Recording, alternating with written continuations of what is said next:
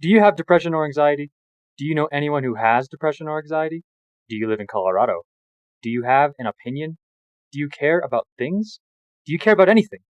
If you answered yes to any of those questions, then Proposition 122 definitely applies to you.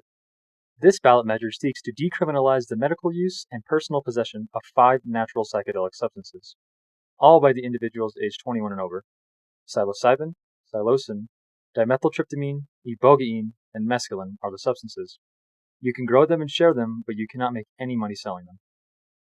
So, let's start by learning what exactly these drugs are.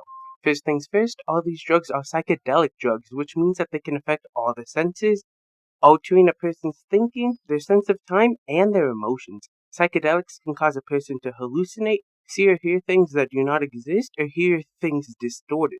So, you can consume these drugs in a numerous manner of ways, such as smoking, brewing them into tea, or even consuming them raw. Now that we know more about what these drugs do, let's talk about what this measure seeks to accomplish. This measure aims to allow and decriminalize the personal use and possession of 5 different psychedelic drugs.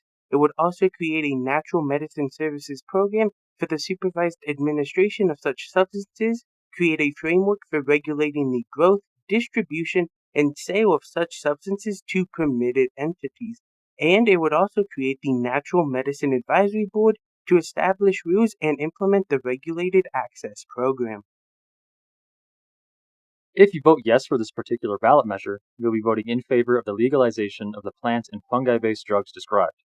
This means that the citizens of Colorado who would like to use these drugs for medical purposes will have access to them, and you can use them recreationally, but you have to be willing to grow them yourselves. The retailing of the drugs will still be outlawed, so if you are not willing to grow the plants and fungi yourself, I would hope that you have a friend who is willing to share them with you. Sounds great, but this legalization will create more drug exposure to citizens who do not already use them. Anyways, here is an entirely possible scenario of what could happen if this measure is passed.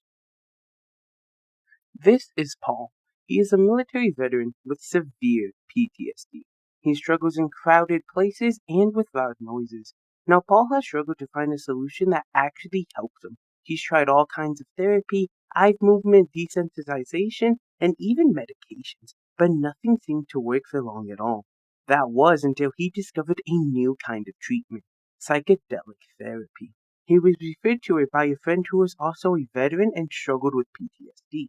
And after getting 2 rounds of this psychedelic therapy, Paul is feeling much better, can have honest conversations with those around him, and doesn't have to travel all the way to Mexico for dosing because he can have his treatment locally. If you vote no for this ballot measure, you will be voting against the legalization of the described drugs. This will prevent potential exposure of the drugs to undesirable populations of citizens, preventing drug abuse. The populations that are at the highest risk of abusing these drugs, those that are mentally ill and adolescents, will be protected from it. This sounds great, but will this deny patients in need of breakthrough medical treatment? Anyways, again, here is an entirely possible scenario of what could happen if this measure is passed. This is little Timmy. Timmy has never been subjected to drugs in the past. However, things changed when Proposition 122 was passed. Now, little Timmy has an older brother who has just gotten into the business of growing his own psychedelic mushrooms.